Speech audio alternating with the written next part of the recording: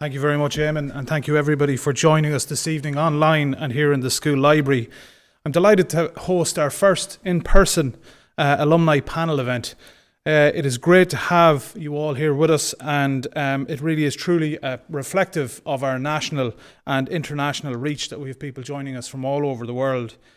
With this being the fourth in the series, it symbolises the extensive past pupil engagement we have experienced in the past year or so. In 2020, the Alumni Association began a concerted effort to involve, update and communicate with our past pupils on a regular basis. We are grateful for the interest, dedication and time you have afforded Summerhill, from establishing the Career Mentoring Programme to the formation of alumni chapters in New York and Dublin, to giving generously to our fundraising campaign and to participation in events such as this evening. Thank you all very much. Today, Summerhill continues to thrive. Recently, we're very fortunate that Sam McDermott from the class of 2021 won a UCD Entrance Scholarship Award for his fantastic results in the Leaving Cert. Our TY CANSAT team won the Best Communication section at the National CANSAT Finals last week. A group of our TYs came third at the National Finals of the Money Smarts Challenges, which was organised by the Bank of Ireland. And of course, a number of our current students and past pupils have been part of the Under-20 panel who won the Connacht Championship recently and will take part in the semi-final this weekend against Kildare and Kingspan and Cavan.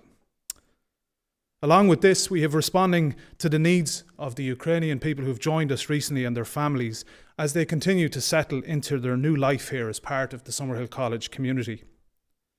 To maintain and accelerate our progress, we need to ensure that we have the best teaching and learning environment. Our plans are well underway, with work commencing on Phase 1, the all-weather facility, which will begin in the next few weeks. This will be followed by our academic extension and then the student hub, the first of its kind at second level in the west of Ireland. Combined with your direct involvement in the school, on completion we will have a campus and facilities benefiting and befitting of Summerhill and our reputation. Over the coming months, I look forward to sharing more details with you and inviting your support to help us fully realise our ambition. And so to tonight, we have a wonderful panel this evening, past pupils from across 3 decades, bringing experience from numerous sectors. Robbie Fitzpatrick will lead the session, and I'll hand it over to him to fully introduce the group. Thank you again. Much, Paul, and thank you for the opportunity to host this evening. It certainly is an honour to be here. Thank you. As Paul mentioned, we have a fabulous diverse range of panellists this evening, which I hope will be able to draw as much information out from, and that you, the student, and you, the past pupil, may hopefully gain from this. From aviation, international aviation, we've got Dermot Mannion from the class of 1975. We have Brian Fitzpatrick, someone I got to know very well from a very early age, in fact from when he was born, as he is my brother, but that's another story completely. Brian is IT and digital and is also an investor, and we'll be looking forward to hearing plenty of stories from him. Paul O'Connor. Paul has a fascinating job where he works in the world of finance, in particular in ESG, and we might ask Paul maybe to explain that in a little bit of detail later on. But more importantly, and where people will know, Paul is the son of a definite favourite of mine and a lot of past pupils, and that is Brendan O'Connor, who certainly shaped a lot of the students that have left and have gone on to great things. And last but by no means least, Colm Caulfield, from the same year as myself, 1984, and Colm is, well, you could say a mathematician, but it's that plus an awful lot more.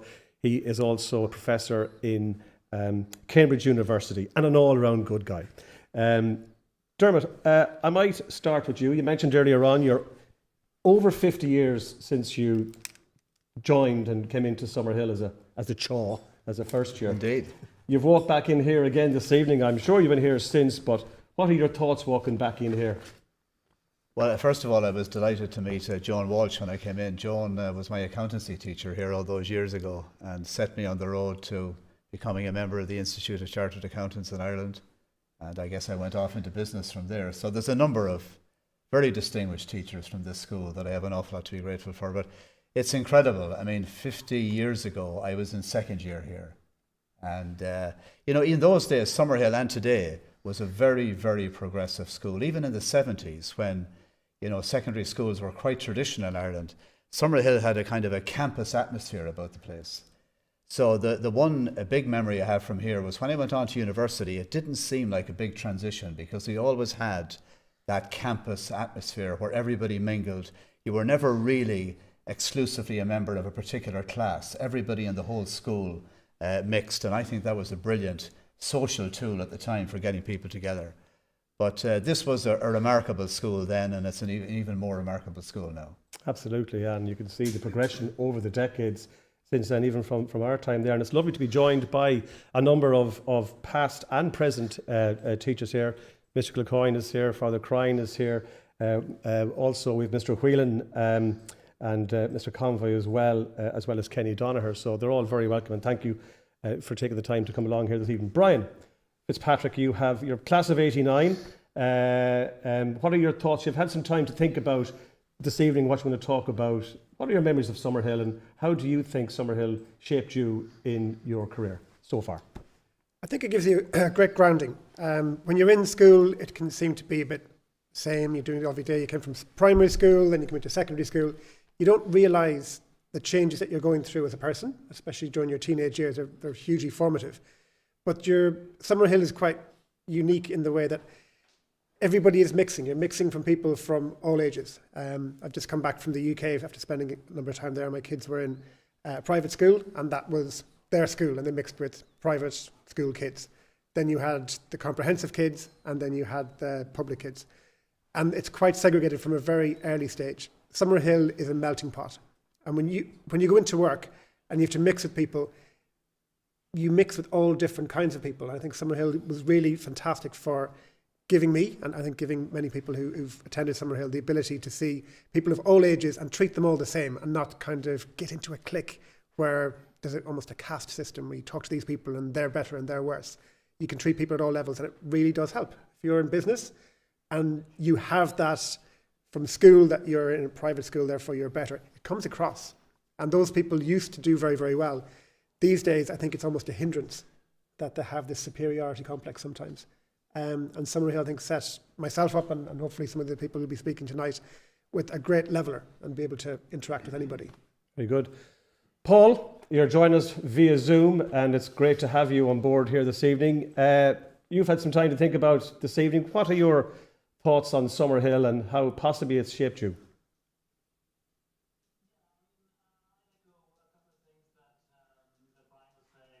I think it was a very sort of egalitarian background, and I think you had a strong sense that everybody was all the same to a certain extent, and I think that really helped build sort of relationships, and it was intensely sort of social, I felt, as well, which also helped. And I think a lot of business and a lot of the skill sets that are important as business, as in business as you go through your career, are more on the social side, frankly. The brain power and passing exams and all of that will get you so far, but if you can't bring that sort of social element to it and form those sort of valuable relationships, I think it's more challenging. And I think Summerhill was a great sort of center of learning, as we would say these days, which kind of provided that background and that opportunity to really help everybody understand how they could form these sorts of relationships. Yeah, and Colm, you've remained in academia, and you've also remained in teaching, where you're lecturing professor of mathematics in Cambridge. When you're lecturing at any of your classes, in the back of your mind, or do you ever hear one of your teachers from Summerhill when you're giving one of your lectures, you say, you know what, that's what one of my teachers said? Has that ever come across your time in Summerhill?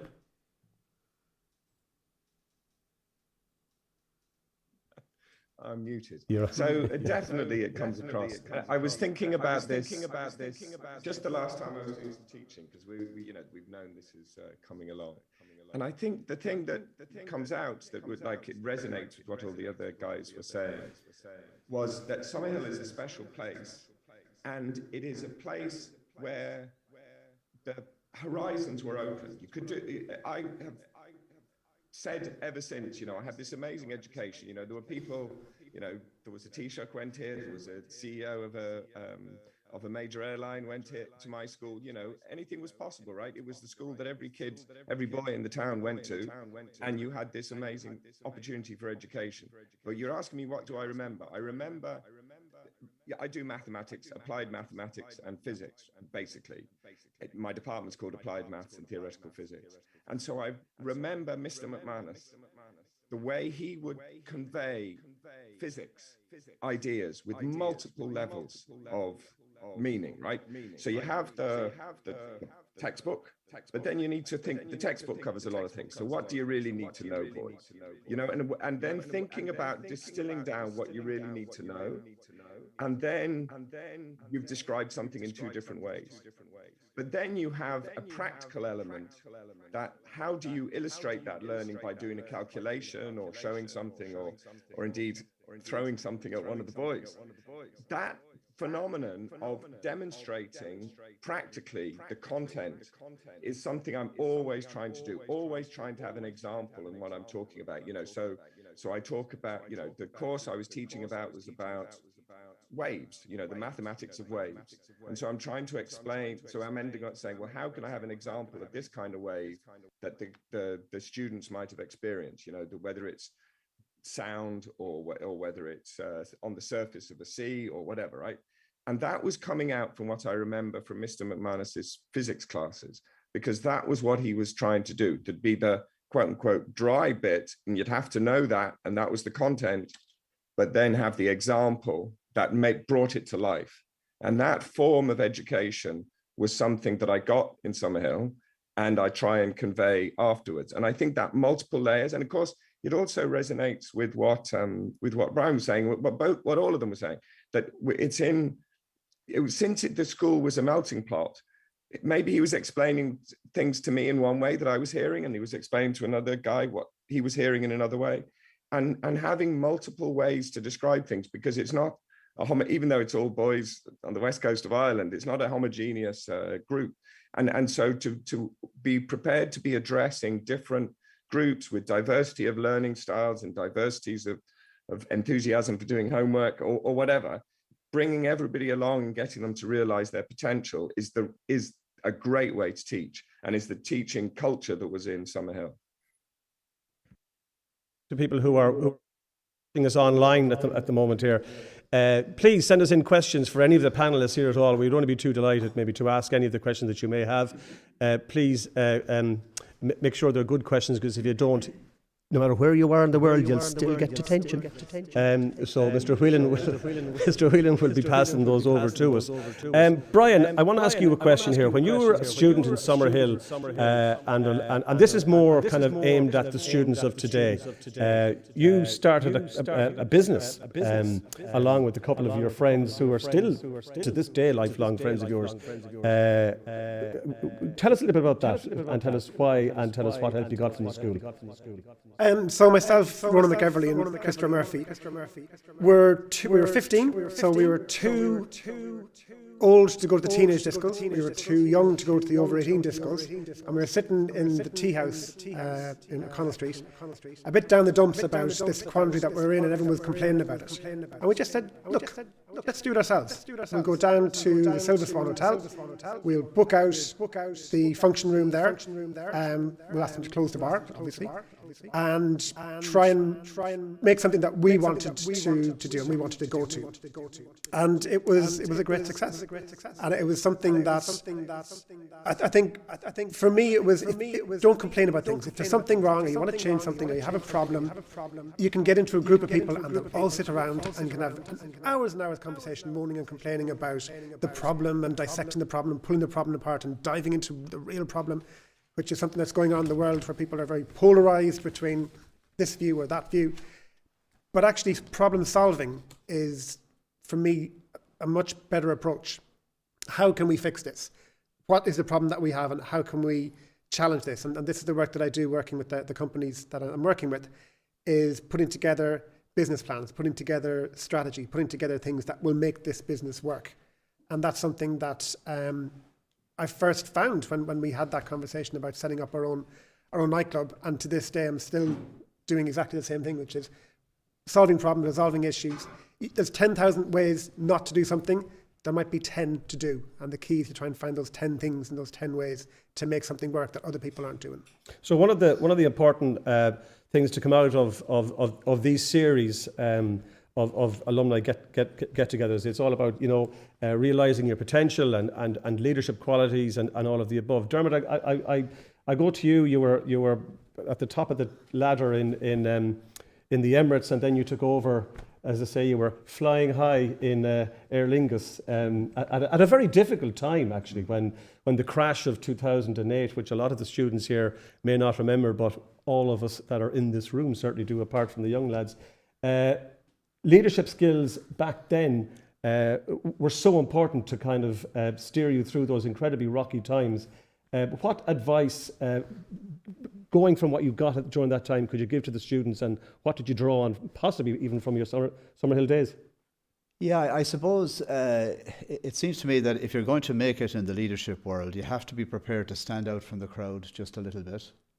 And most of us enjoy the camaraderie of being with our classmates and so on, and that's wonderful. But at a certain point, if you want to assume a leadership role, you have to be prepared to just take that step forward and do that little bit extra in terms of projecting yourself in the business and so on. And I think Summerhill was very formative for me, because Summerhill was very encouraging of people taking those steps forward. So whatever level of ability you had here, there was great encouragement. I was fascinated to hear Brian talking about promoting discos in the town, because when I was here in the 70s, we used to promote discos in the old recreation hall in the old part of the college, which is now sadly no more, at least it's not part of the college anymore. So no matter what your gig was in those days, there was great encouragement here to go and do it. In terms of the whole leadership skills side of things, there's an awful lot of academic study these days into what makes a good leader. They talk about the need for insight, and they talk about the need for integrity and being very agile and so on. But courage is a big one. Having the courage of your convictions to actually push it through and go for it. And also having a little bit of passion, because passion resonates with the people around you.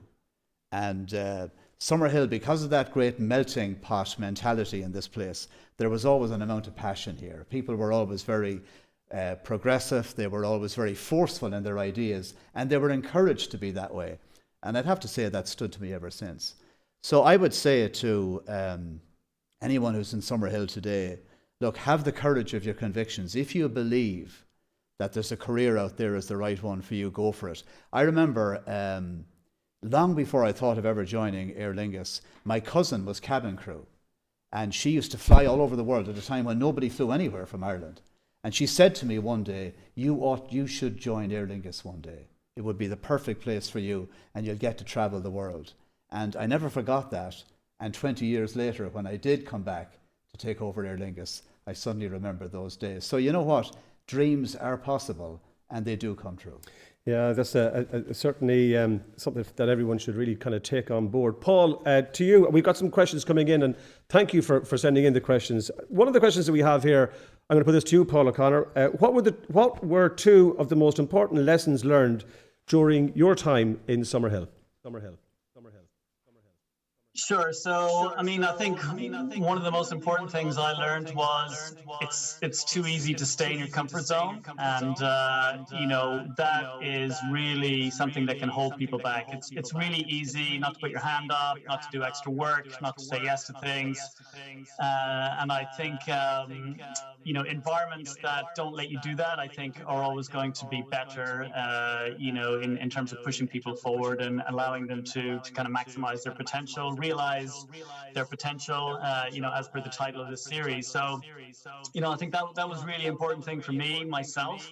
I think it was too easy for me to kind of, stay in my comfort zone. And I think one of the things I learned was definitely the value of getting outside of your comfort zone. And the more you can do that, gradually, bit by bit, every time you learn something new, you learn something about yourself, and you sort of build up a more solid foundation, which can really help you kind of take footholds, as you sort of move through your career.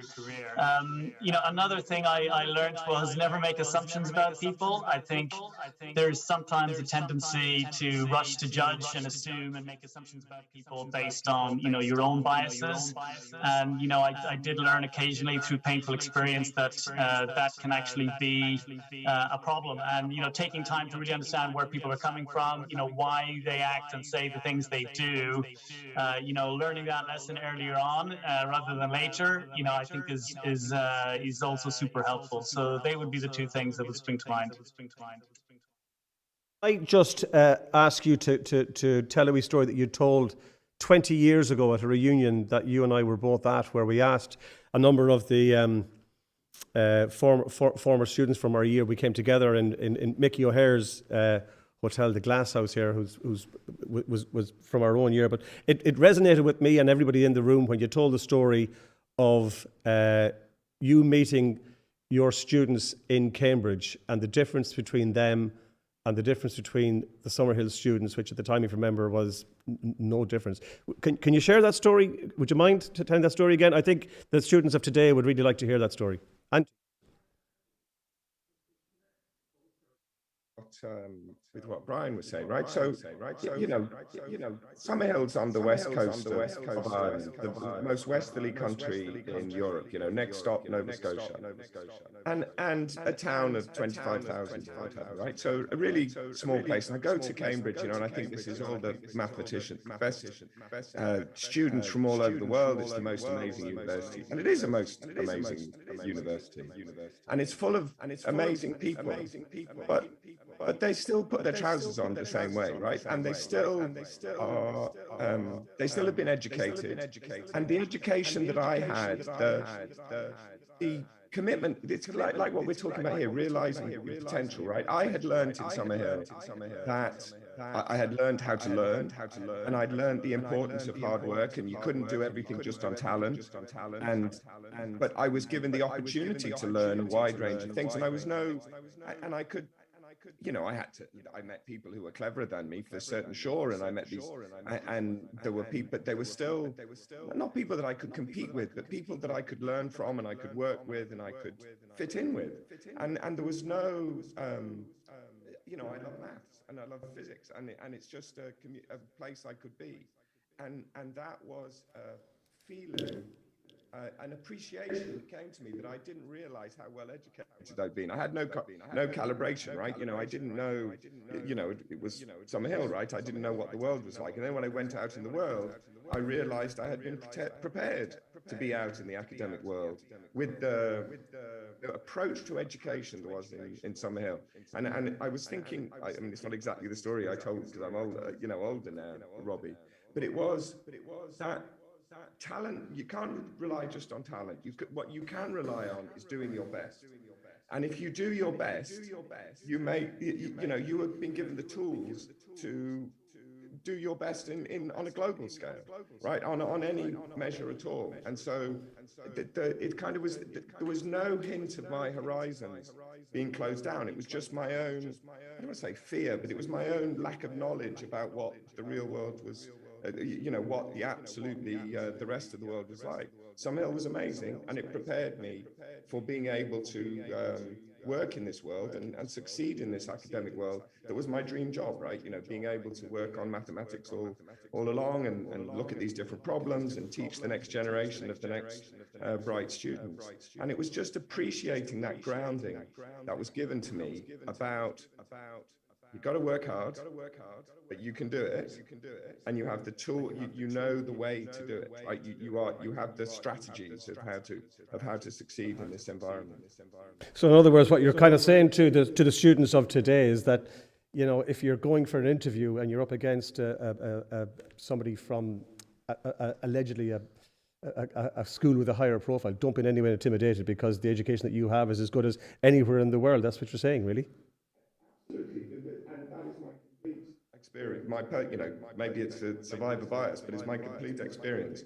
That's the thing, we don't want to start talking about politics and about how famous schools prepare people to screw up countries, right? You know, I mean, it's the quality of the education I got at Summerhill, with also the social skills of, you know, when I was 12, I wasn't the most, I didn't have any false modesty when I was 12, let's put it that way. But I learned how to get on with other people, and I learned to respect other people, and I learned to not only to respect them, but to not be intimidated by them. And I think that is that is also a thing. Have your own self-confidence. It's like when I was back before. You can be confident, you can be independent and considerate, and that's what you should really be trying to do. And that is what was inculcated into me in Summerhill. And I think that is really, you are ready to compete with anybody with your Summerhill education.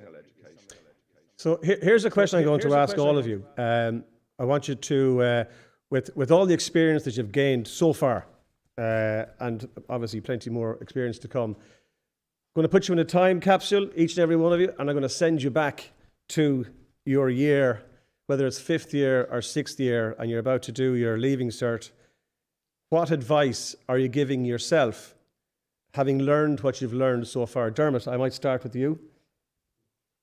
Gosh, that's a tricky question. I can come back to you if you wish. No, it's fine. No, we'll go with it. I was very taken by something Colm just said about this notion of, at a certain point in your career, you move on to a stage where you can begin to influence and persuade other people.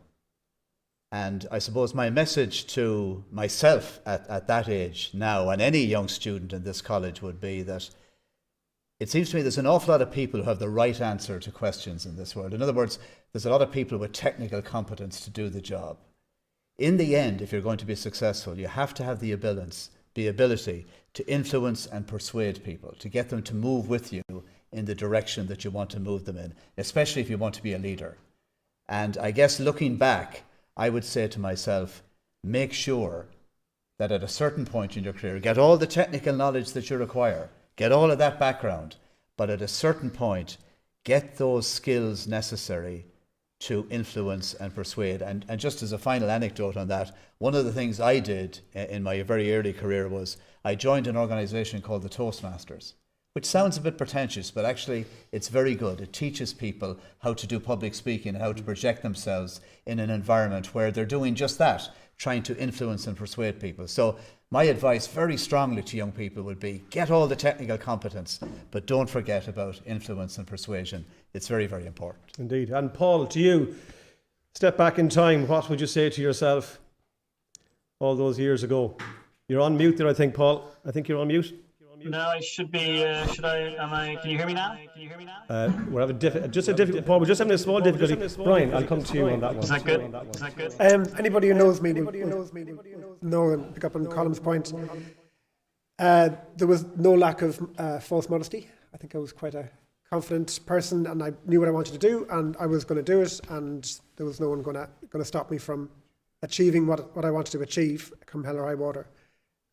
What I would say to that person who had that ambition back then is, enjoy it more.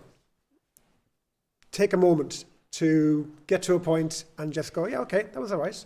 Rather than getting to a point and then going, what's the next thing to do? And then getting to that point, and then you want the next thing. A lot of the time we want to keep progressing and progressing and progressing without looking back and saying, right, okay, that was quite a good thing we did there. And just giving yourself a bit of a pat on the back, I think, is something that's important. You don't need... Sometimes people will compliment you, and if you're from Sligo, a lot of us don't like getting compliments. So we brush them off and we won't care about them. But take the compliments and, okay, right.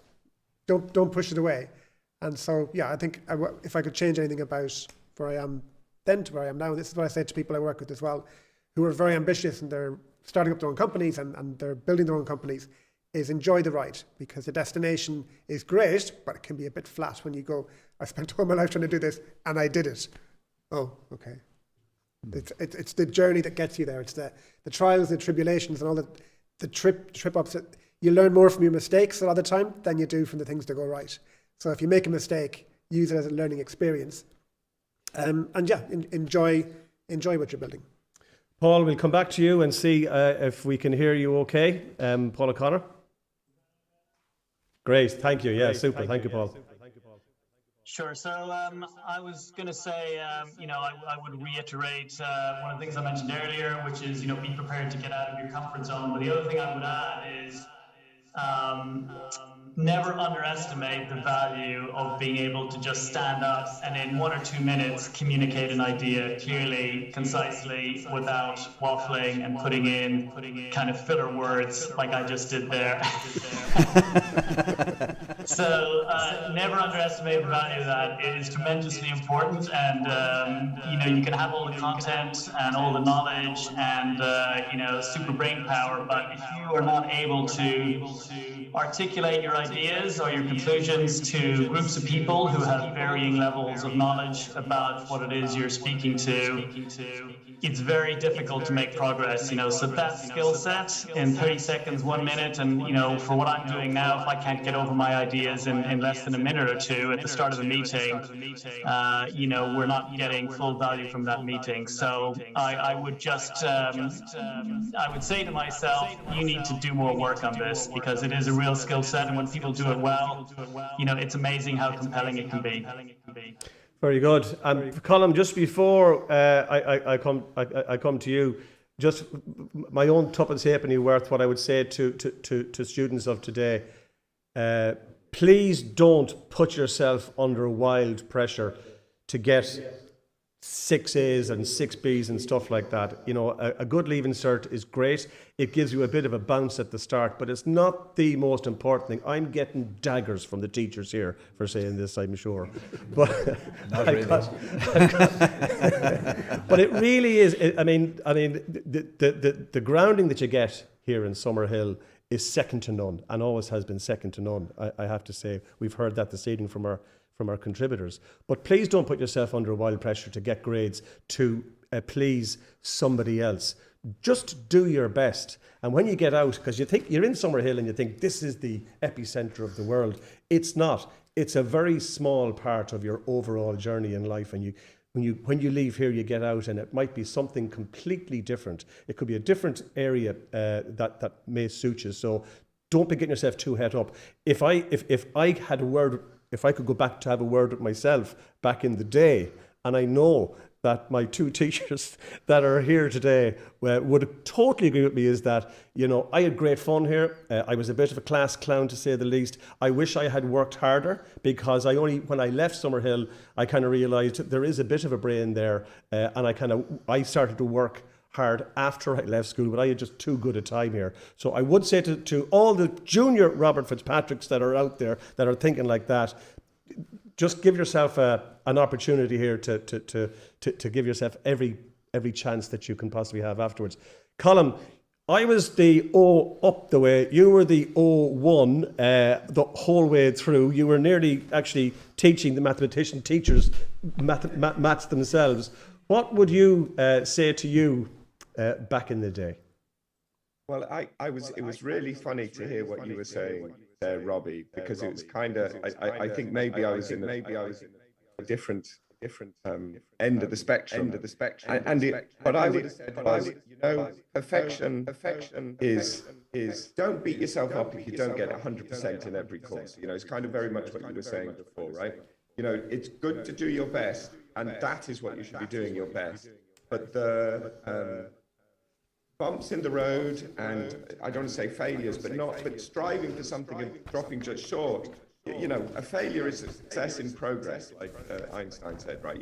It really is that striving for things, and then you falling a bit short, then makes you stronger for the next one and the next one and the next one, and the road is long, right? So I remember coming out of the maths Leaving Cert, and I was gutted, because I knew I hadn't got it entirely right. I was really bothered by I hadn't got one of the questions completely right. I knew I hadn't quite done it right. And that was just like, I was upset that I hadn't managed to do it. So that was what, so that is the thing, yes, do your best, but don't, I wish I could have said to my 16-year-old self, be more relaxed about not being perfect.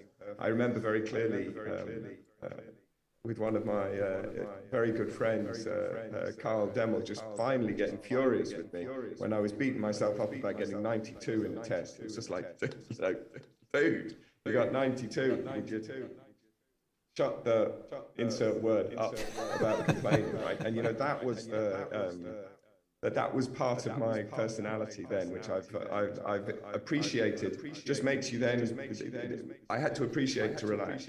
But then the second thing, which you kind of have alluded to already, that I wish I had told myself back then, be nicer to Mr. Gannon and apologise for it, because when you're lecturing, that's another thing I think when I'm lecturing. I often make a little typo error. Doesn't mean I don't know what I'm doing.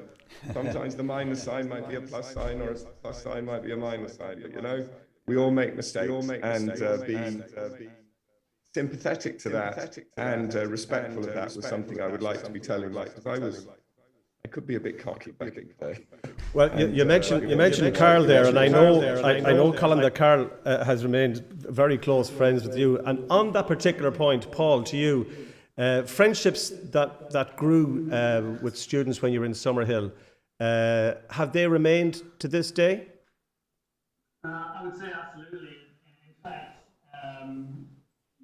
this may reflect poorly on me. I pretty much have the same friends that I had when I was so I haven't exactly necessarily broadened out to the extent that I might have done, but absolutely it's the case. And in fact, I saw one of them 2 weeks ago. We're probably going to see each other, in the summer. So I'm in regular touch with the friends that I had at Summerhill. So absolutely those friendships have stood the test of time. In fact, some of them go further even back to when I was about 4 or 5 years old. So, I'm grateful for those, and I hope they continue. So, yes is the short answer. And why do you think that is, Paul? Why do you think that your friends that you met in Summerhill have remained as close today as they were back then? Why is that?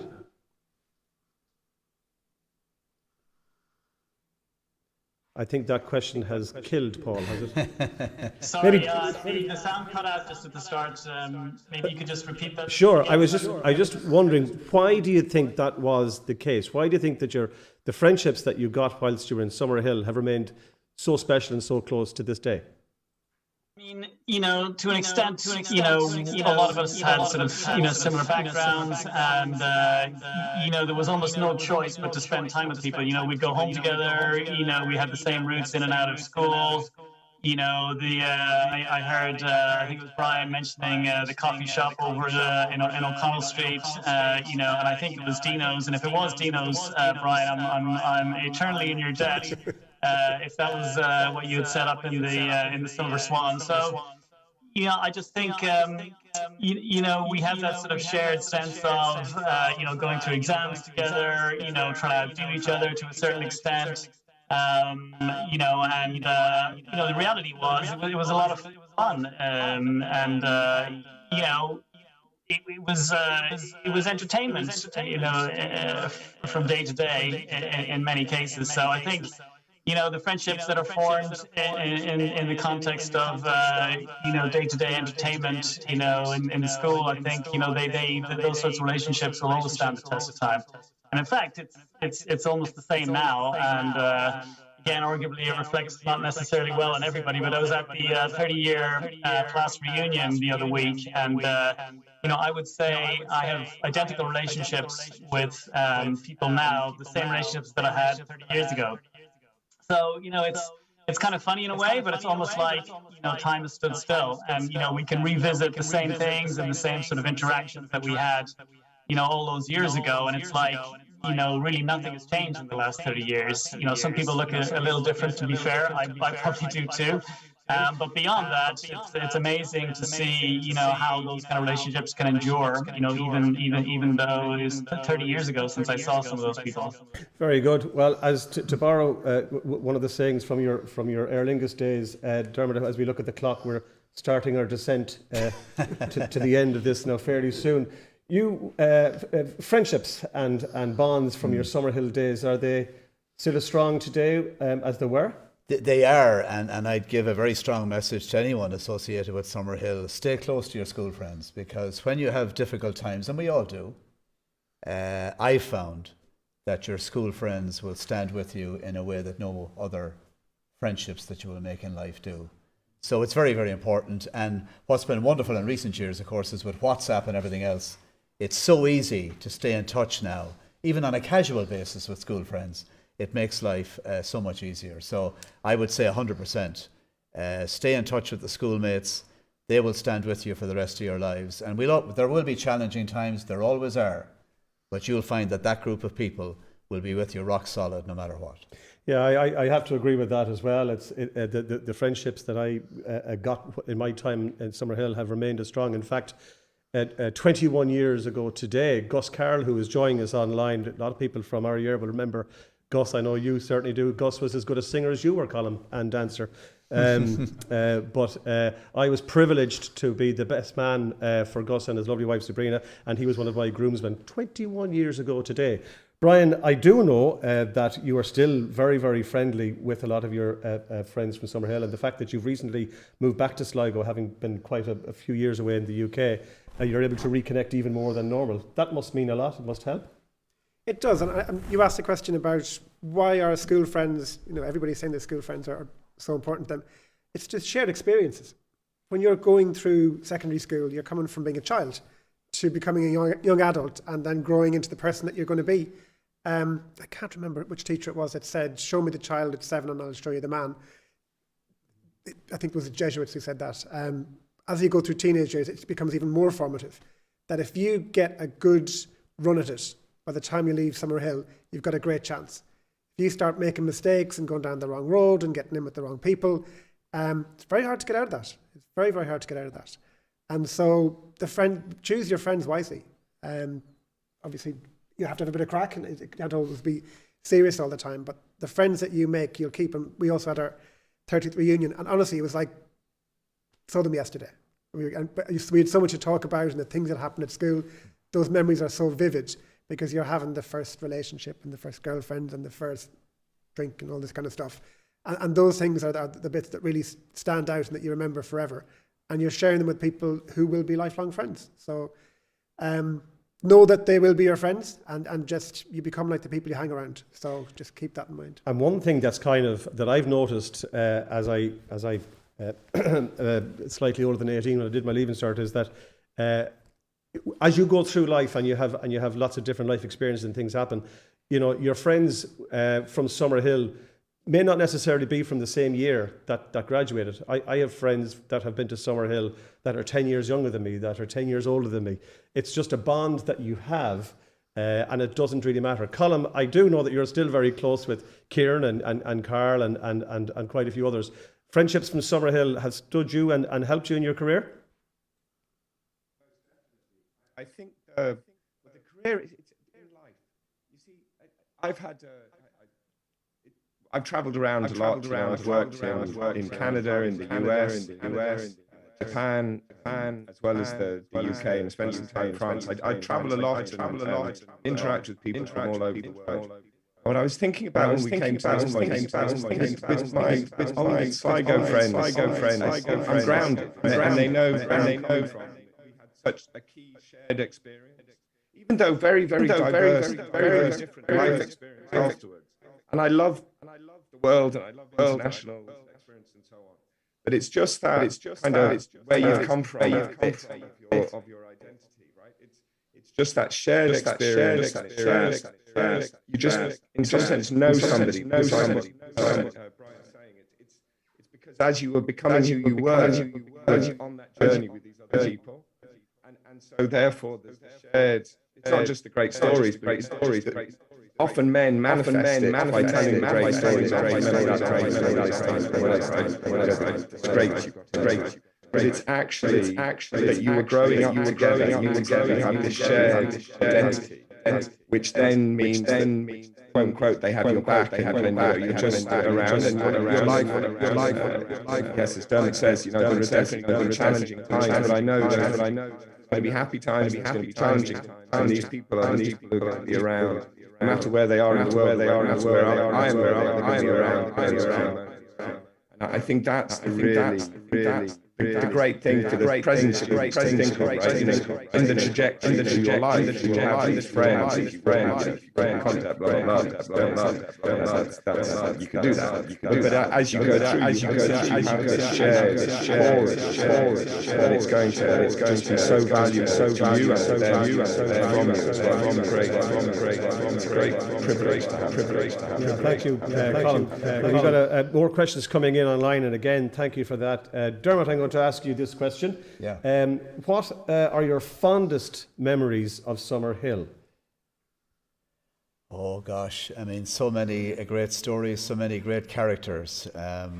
Father Early was a much beloved figure in Summerhill in my day, with that big booming voice of his. And I remember one September we came back from summer holidays, and he was trying to impress the boys with the summer he had in New York. And he came into the class one day and he said something like, "You boys think I lead a very sheltered life, but I spent the summer in New York and I was staying in an apartment, and I got up one fine morning and I opened the wardrobe, and what happened? A dead body fell out on the floor." He was expecting everybody to be horrified, and all the boys were laughing, saying, "This is marvellous, Father, what a wonderful life." But what a wonderful character. And there were so many. Johnny Chadha was another one. Johnny told a very famous story about to become qualified as a teacher to teach in Summerhill, he had to do an Irish exam.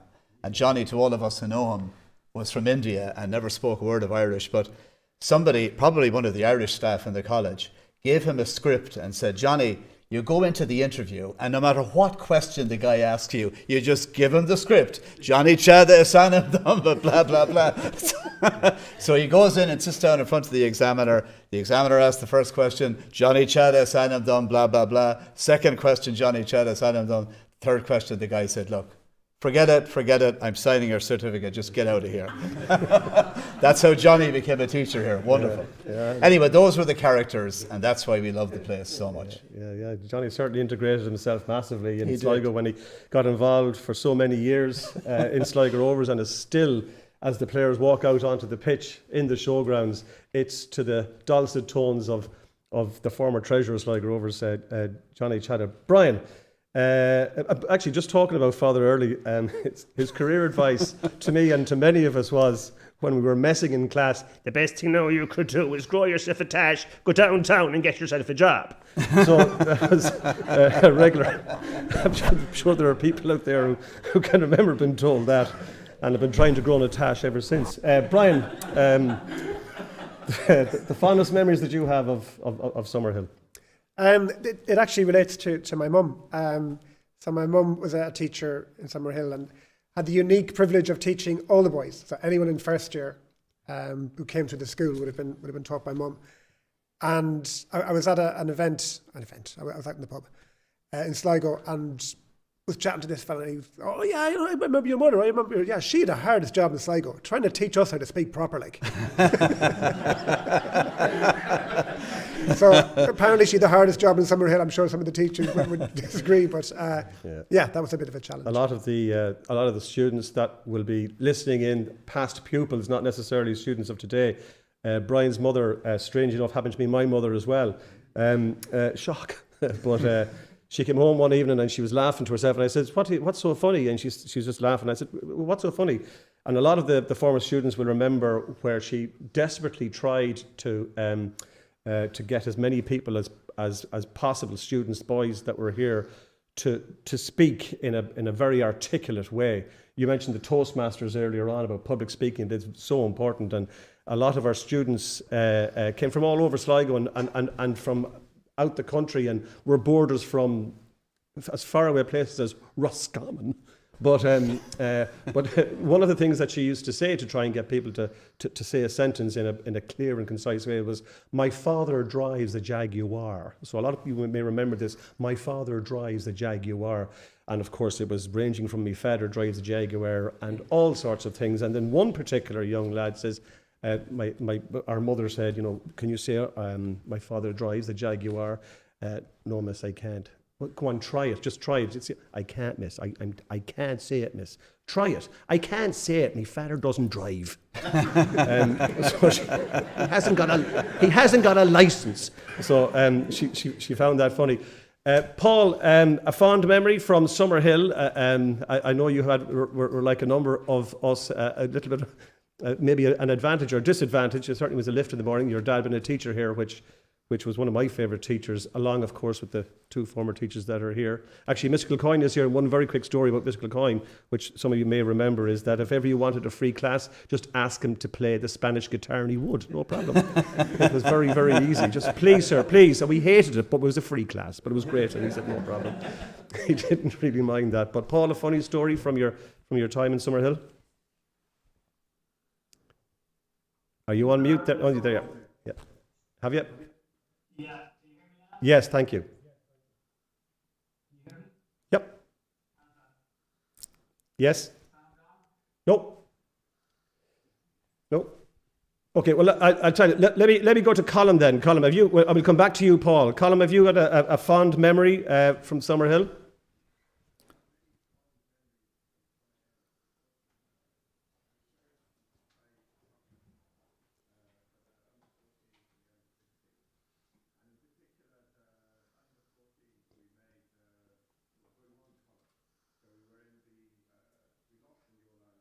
The Doves, but sure, that's a common curse. But driving up there, I think it was his name was Pather Flynn. I think he drove the minibus, and I was just checking on Google Maps just to make sure I had the name of the road right. And we were trying to get to we were in the minibus, and we've been driving up to Dublin, and it was just off Mountjoy Street was where we were staying. And there is a place called St. Mary's Place, which is one way both sides. And he couldn't work out how to go this 50 meters to get to the hotel. We kept going round, like, I mean, Hansel and Gretel, coming back to the same place, and we could see it. And there was a classic Beckett lads. And we just drove 50 meters down a one-way street in Dublin. And it was like, don't tell Mr. McGowan this now, lads, all right? And so we violated traffic laws in Dublin to get to our bedroom. And it was the first time I ever saw. I couldn't think, how could you go down the wrong way down a one-way street without being arrested? So I was young and innocent and 13 at the time. Now I know better.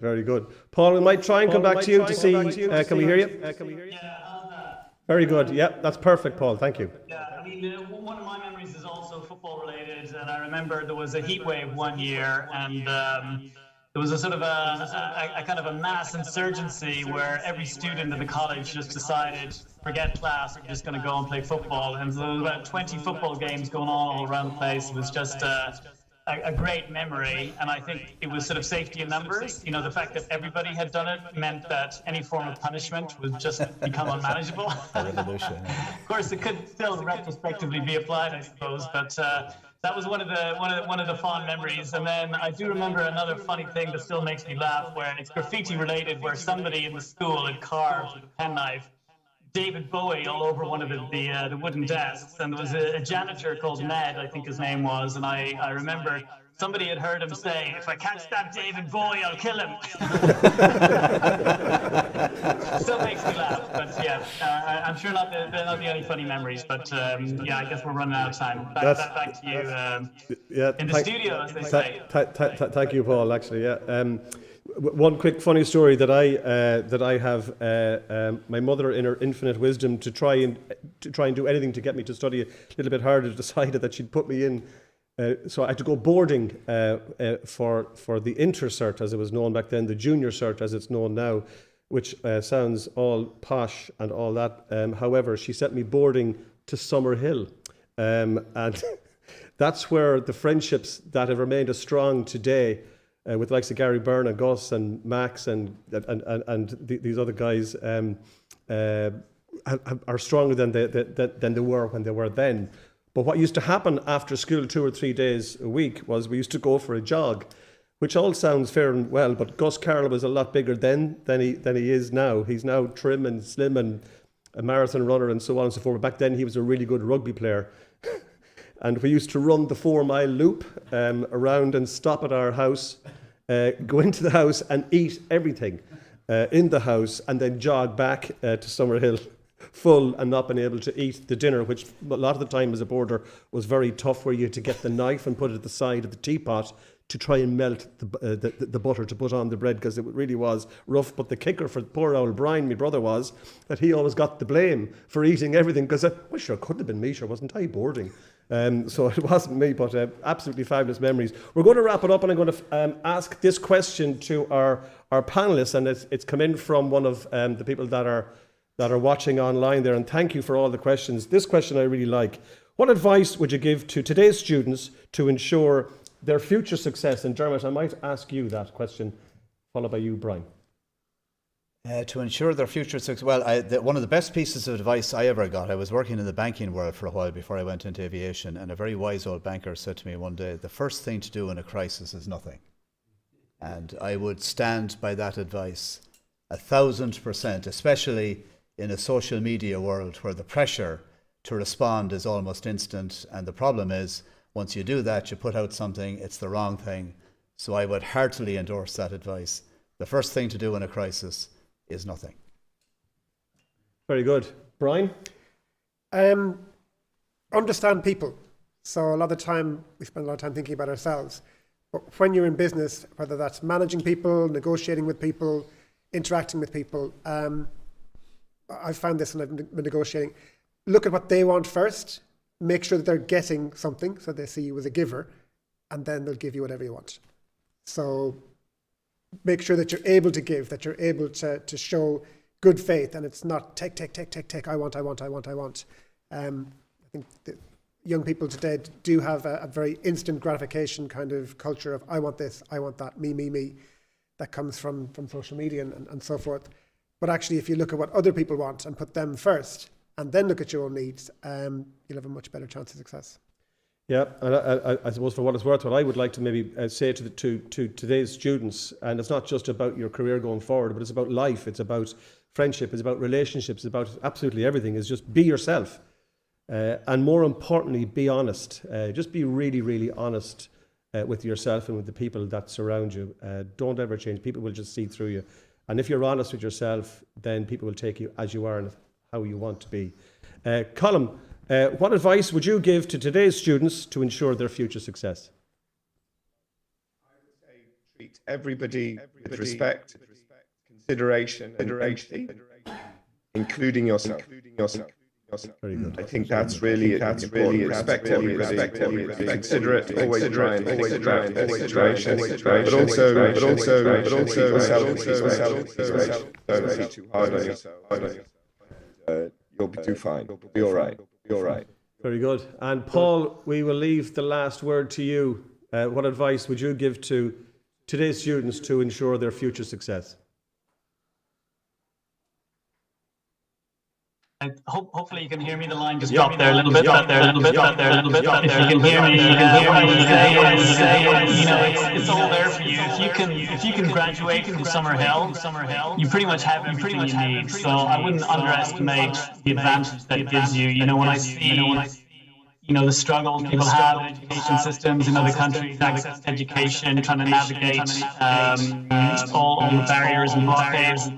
You don't have any of that. If you can graduate from Summerhill and it's all there for you, and you just bear in mind, you may be your own worst enemy, and a lot of these barriers and blockades that you might put up for yourself are completely imaginary. So, with some degree of ability and a reasonable commitment to hard work, it's all there for you. If you can graduate from Summerhill, you pretty much have everything you need. Very good. So that's really it from all of us, from all the panelists here this evening. I'm sure I speak on behalf of all the former students that are looking in, whether it's tonight or on YouTube at a later time.